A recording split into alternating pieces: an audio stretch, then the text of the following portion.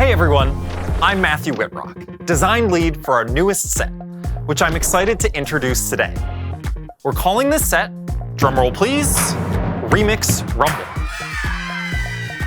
We've got a full playlist today, so I'll open with gameplay and then pass it to the rest of the lineup to chat music, cosmetics, ranked, and more. We'll also jump backstage at a few points to give you a behind-the-scenes look at how different parts of Remix Rumble came together. All right, let's jump right into the bands. And by bands, I mean traits.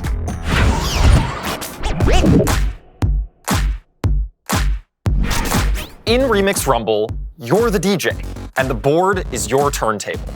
By combining different traits, you'll create a medley of beats and genres. Let's start with familiar chart toppers, beginning with the ultimate pop stars, KDA. Get the entire lobby bumping with KDA and their most dedicated superfans.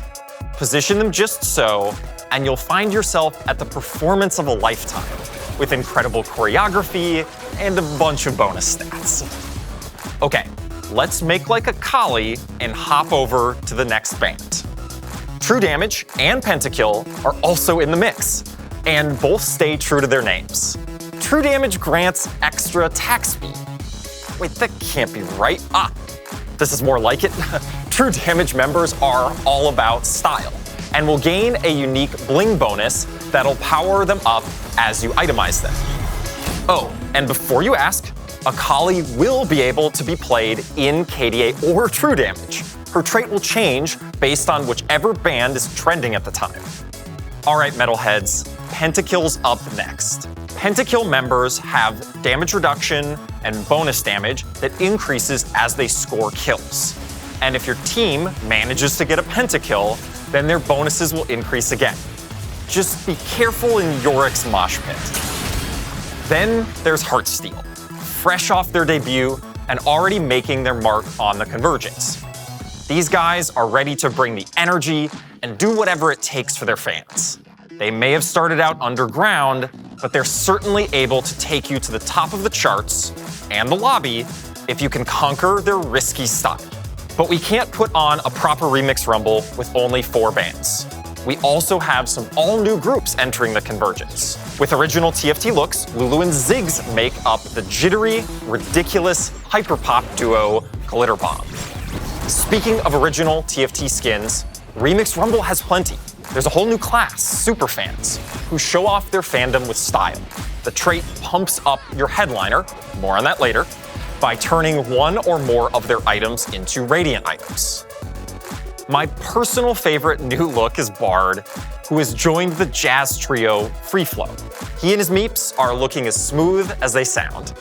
Before I get into the mechanics, let's head backstage to learn more about how we made some of these traits with Alex Cole and one of our lesser-known devs.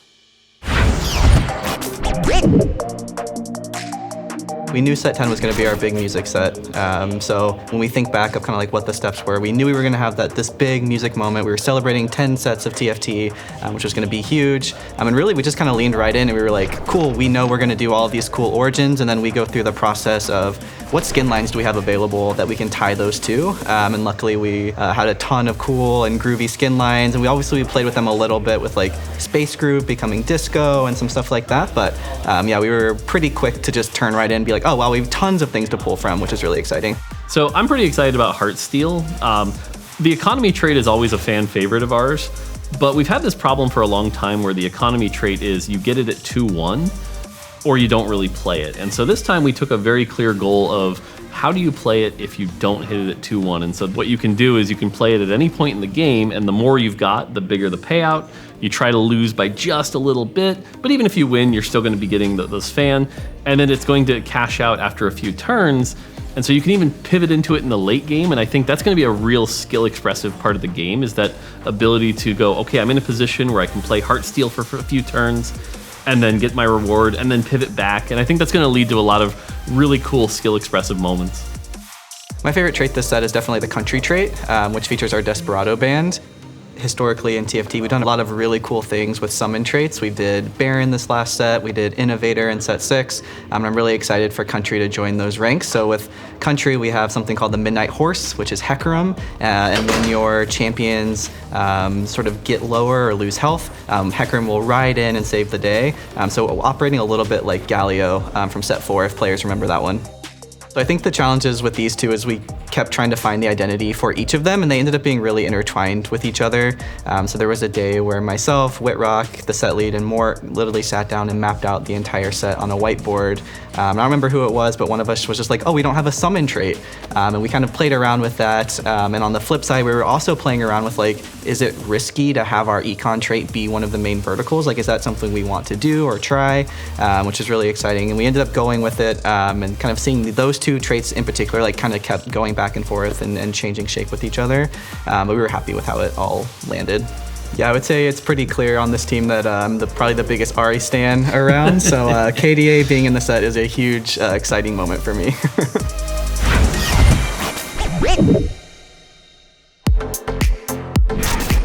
When deciding which mechanics to include in Remix Rumble, we wanted to bring you a greatest hits playlist from past sets, starting with Runeterra Reforged. Portals are making a comeback. They'll have a bit less impact than some of the wilder ones from last set. We can do without you, Stillwater Hold, but they're sure to continue creating memorable moments. We won't be bringing back Legends for Remix Rumble. We learned a lot from seeing how Legends could influence the meta and individual enjoyment of the set, so we feel like there's more exploration and experimentation to be done in this space before we potentially revisit it, but we'll keep you updated along the way. Okay, back to what we are bringing back.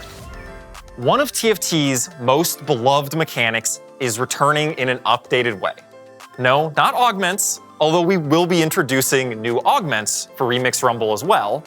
I'm talking about headliners, our fresh take on the chosen mechanic from Fates. Headliners are the star of your board. They appear occasionally in shops and are purchased at 2 stars. Headliners have tons of immediate power, and they give you +1 to one of their traits. But here's where headliners diverge from chosen. Each one will have a specific headliner effect that empowers them in a way that only a true fan would appreciate. Take Bard from the Jazz Trio, who improvises a few notes to either heal an ally or deal a bit of damage.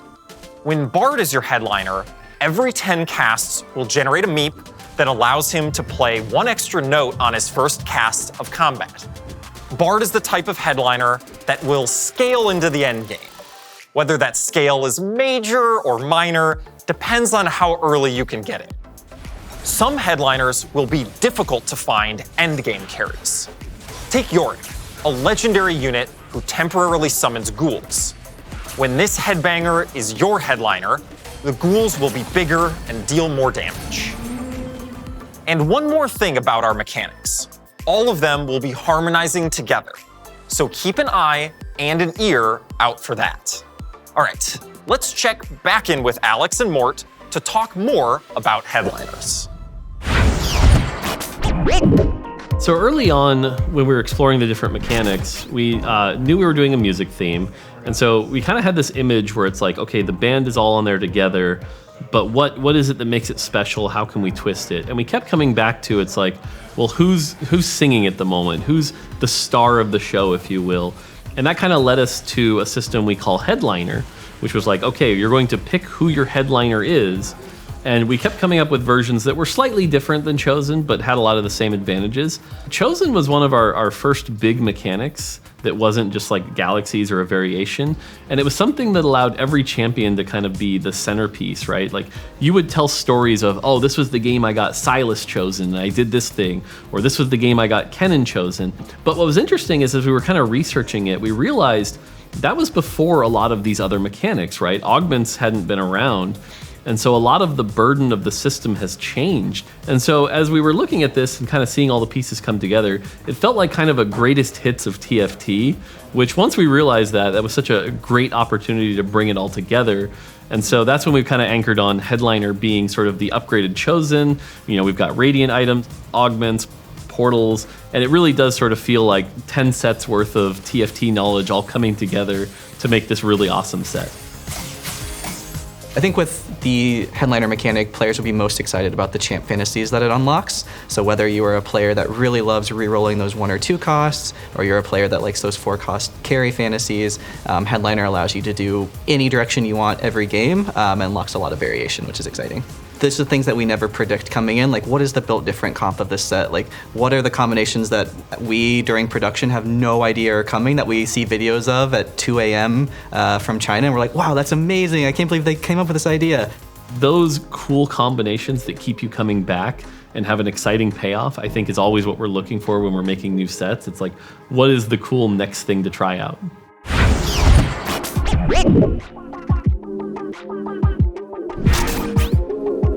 Hey everyone, I'm Cole Hicks, lead composer of Remix Rumble, and I'm here to talk about the heart of this set, the music. In Remix Rumble, each trait brings new sounds to your board. While you're building your team, you're building your track. Remix Rumble was an all-hands-on-deck moment for our team. Many different composers and collaborators created original music for each origin trait, and made it possible for all of it to meld together in any combination based on whichever units you have out on your board. To make genres like metal sound seamless with, say, jazz or pop, we wrote 2 main songs. Through a mix of layers that contain drums, chords, and melodies, your track will be built alongside your team. And as the game progresses, your track will too, starting off one way during the preparation phase and building up to a more complex chorus for the battle. Let me show you an example of how all this will look and sound, starting with our disco band, the Disconauts. Their trait gives you a placeable disco ball that will heal your allies and grant them attack speed. As you get later into the game, you can add in more Disconauts to strengthen the trait. Then you could add in a destructive splash of Pentakill for a killer guitar solo, soaring over it all. Now let's talk a bit about the tracks we wrote. For groups like KDA and Pentakill that already exist in the League IP, we tried to capture their instrumental essence with some TFT twists. And we brought in new genres like 8-bit and country, but more on those later. We also made sure powerful units like Jin got their moment in the spotlight. For Maestro, Jin's legendary trait, we mixed in a Paganini-esque violin solo to create a modern interpretation of classical music, fit for the virtuoso himself. This sound was the perfect fit for a trait that deals extra damage to tactician health and a champion whose ability builds up in a cadenza of damage. By putting out different units on your board, you'll create a symphony of controlled chaos. Try combining the relentless drums of Pentakill with our harpsichord-heavy emo band, Big Sad. Or maybe as your comp changes, you'll create music that features the bass of true damage alongside the groovy horn section of Disconauts. It's absolutely ridiculous, and that's just TFT. All right, let's head backstage with the team for a quick recording session.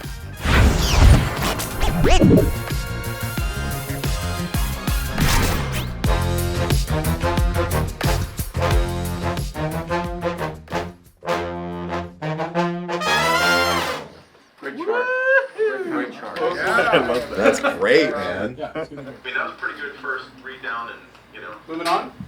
Awesome. Okay. Cool. Yeah, let's move on. All right, everybody's happy. I think one of the challenges of working on this set is the multiple genres and how they're going to be remixed into one another.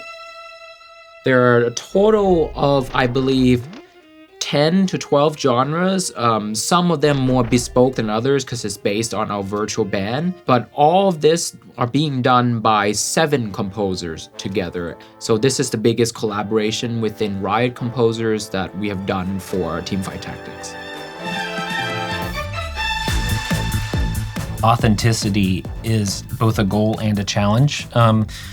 because we're doing so many different genres, and some of them have a fair amount of crossover as far as types of sounds and things that we're using. For example, we're doing a DJ Sona genre, but we also have a straight like EDM genre. And so you almost have to really lean into the things that might be different about those two things. Like we have this established thing that Riot has done versus a genre that already exists, and really kind of leaning into some of the more expected things that players are going to want to be hearing. How do we make it so that each of our elements actually stand out in a way that right away an audience would be able to be like, oh, like they're doing this punk rock thing, without getting it confused with Pentakill, right? A metal band. They both use guitars, they both use drums, they both use bass. How are those genres being executed differently and is able to be recognized by our players right away? KDA is another example of like, it's not just what are the things that make it sound like KDA, it's what are the things that make it sound like KDA if just the drums are playing, or if just the chords are playing.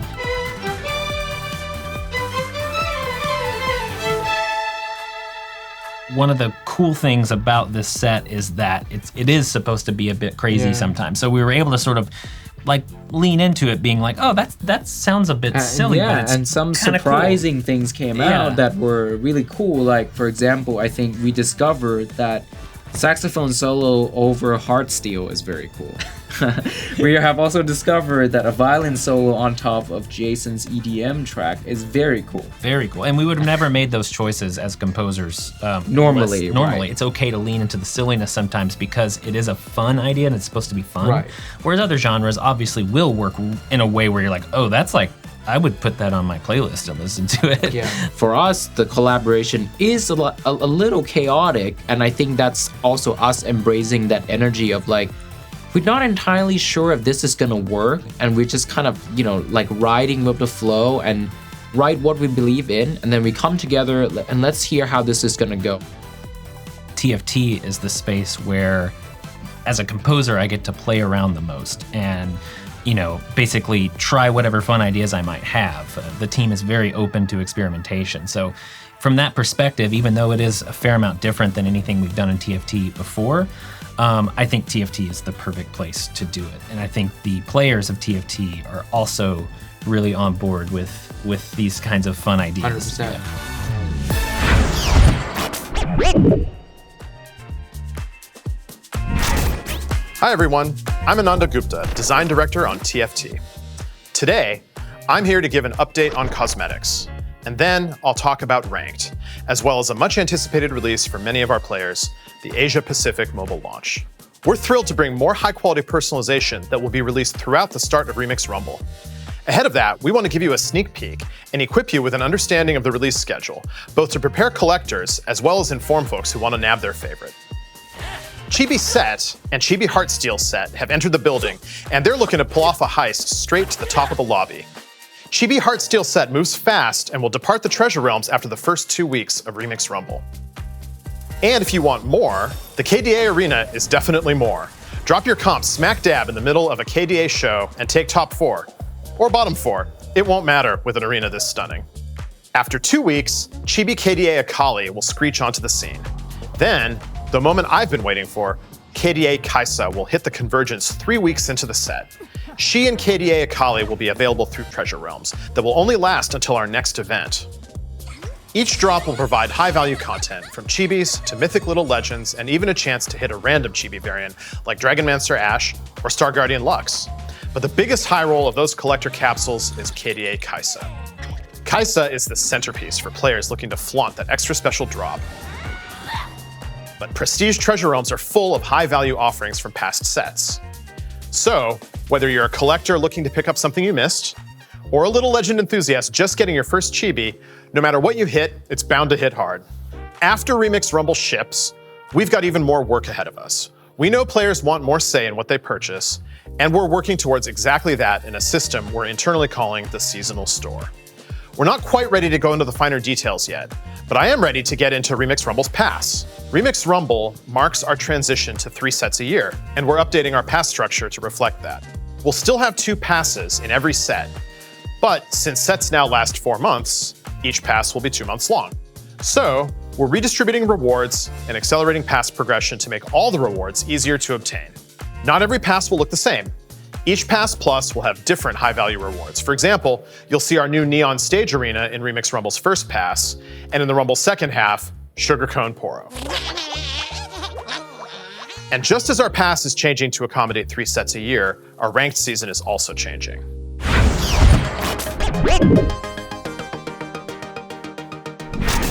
Like League of Legends, we're adding Emerald tier to our ranked ladder.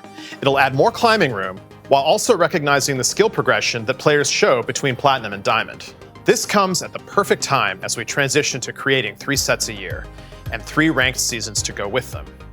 Without mid-sets, there's no soft reset of your rank throughout the season, so you'll have more time to track your progress on the expanded ladder, prove your skill, and get new Emerald rewards. We're not looking to make the climb harder. Emerald and a longer season should mean a smoother, more consistent climb overall. We know TFT is a more chaotic game than League, and we don't want to punish or reward you too much for performance outliers. You can play great and still low roll in TFT, and our ranked system should and will reflect that. Okay, before you get too excited and queue up for ranked, let's chat mobile. The launch of Remix Rumble in late November will be the first time TFT is available on mobile in APAC regions, and we're shipping a number of improvements along with this launch that will impact the entire world. But first, I want to thank our APAC players for their patience. We've been working towards bringing mobile to you since we launched it during Galaxies, and we know that you've awaited its arrival ever since. In preparation for this launch, our Tools and Engine team has been hard at work making mobile usability, stability, and performance improvements. And for the tablet players out there, one of these improvements is tablet support. Come Remix Rumble, you can say goodbye to the black bars and wonky scaling when playing on tablet, and hello to a smoother, prettier, tablet-tailored experience. We've seen a ton of anticipation for TFT Mobile in APAC and tablet support across the world, and we can't wait to kick it all off with Remix Rumble. So, APAC players, make sure to pre-register for our launch, as we'll be offering multiple pre-registration milestone rewards, from treasure tokens to a new little legend, Boba Tea River Sprite. And if you're not in APAC, don't worry, this little sprite will eventually be available to everyone. Was that the last boba? Yep. Oh, okay. Hey everyone, Sherman back to talk about all things TFT Esports.